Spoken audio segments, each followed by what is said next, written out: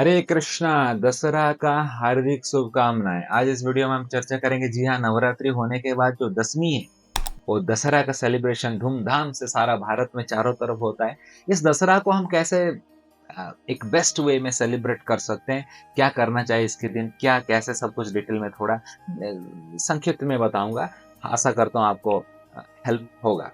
तो ये देखिए, अश्विन मास का जो चल रहा है, अभी शुक्ल पक्ष में चल रहा है। प्रतिपद से लेके नवमी तक जो 9 दिन का नवरात्रि का हो गया सेलिब्रेशन सब कुछ।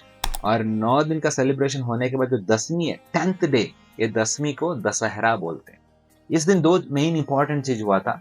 एक चीज तो नवरात्रि जो बोलते हैं, ये 9 दिन जो था, जैसे लोग कभी दांडिया नाचते हैं, 9 दिन में दांडिया नृत्य करते हैं।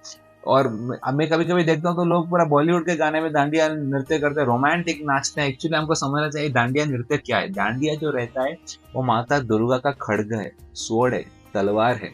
महिषासुर के साथ जो अटैक कर रहे थे, जो 9 दिन का जो घमासान युद्ध चल रहा था, उसका प्रतीक है। कृपा करके बॉलीवुड गाना लगा के रोमांटिक डांस मत कीजिए। ये एक डिवोशनल, एक सिंबलाइज करता है कि किस प्रकार दुर्गा माता महिषासुर के साथ लड़ाई किए, और लड़ाई करके अंत में जो जो बुरा शक्ति रहता है उसका विनाश होता है, और जो अच्छा शक्ति रहता है वो उठ के आता है। ये उसका सिंबलाइज करता है। एटलीस्ट दुर्गा माता का भजन लगा के उसके ऊपर नृत्य कीजिए, ठीक है ना। कोई व्यक्ति बोला कि 9 दिन का नवरात्रि होने के बाद सबसे ज्यादा प्रेगनेंसी होता है। मतलब कहाँ पर हमारा समाज जा रहा है, थोड़ा सोचिए। है क्या हो रहा है, हम क्या है और क्या कर रहे हैं, बड़ा पाप लगेगा।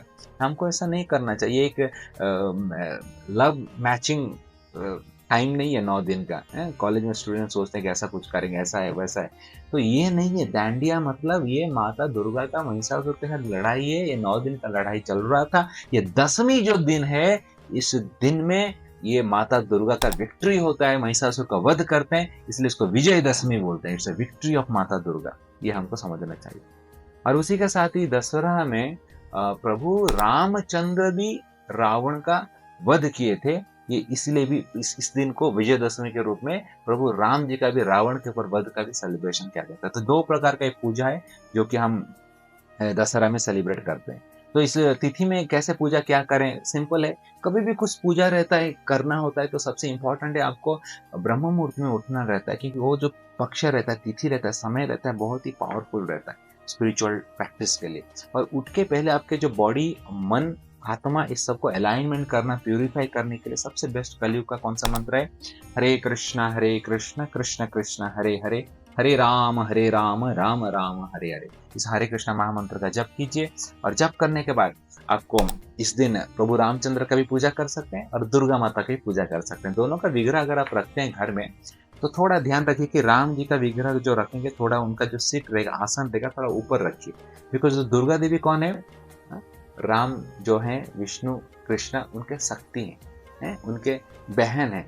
तो ये शक्ति कभी शक्तिमान के ऊपर नहीं जाता है, उनके बराबर नहीं रहता। शक्ति शक्तिमान से नीचे रहता है। तो इस प्रकार राम जी का विग्रह रख सकते हैं, और दुर्गा माता का जो है उनका विग्रह थोड़ा नीचे रख सकते हैं, ताकि उनको कंफर्टेबल फील होगा। इस प्रकार उनका दोनों का पूजा किया जाता है। और एक चीज ध्यान रखिए, दुर्गा माता जो है शक्ति, मैंने बोला ना, तो जितना भी आप इंस्ट्रूमेंट यूज करते हैं, जो भी सामान यूज करते हैं, गाड़ी यूज करते हैं, अब देखो गाड़ियों का पूजा किया जाता है दशहरा में। क्यों किया जाता है, कभी आपने सोचा है? अरे पंडित को बुलाओ, पूजा करो, पूजा करो। क्यों किया जाता है? Because the instruments are the energy of lord. जो वाहन रहता है उसमें हम जाते हैं, ये शक्ति है, वो एक एनर्जी है ना। तेल डालते हैं, पेट्रोल डालते हैं, एनर्जी डालते हैं, तभी चलता है। कोई भी इंस्ट्रूमेंट, कोई डॉक्टर है, उसका जो इंस्ट्रूमेंट है, जो भी काम करते हैं, आपका जो इंस्ट्रूमेंट रहता है, वो एक एनर्जी है, भगवान का शक्ति है। और जिस प्रकार, because this is the day Durga Devi is worshipped because she killed Mahishasur, इसलिए एनर्जी को हम इस अलग अलग इंस्ट्रूमेंट को भी इसी दिन हम पूजा करते हैं। और ऑब्वियसली इवनिंग अगर जाएंगे तो बड़े बड़े पुतले रहते हैं रावण का, रावण दहन होता है, जलाते हैं।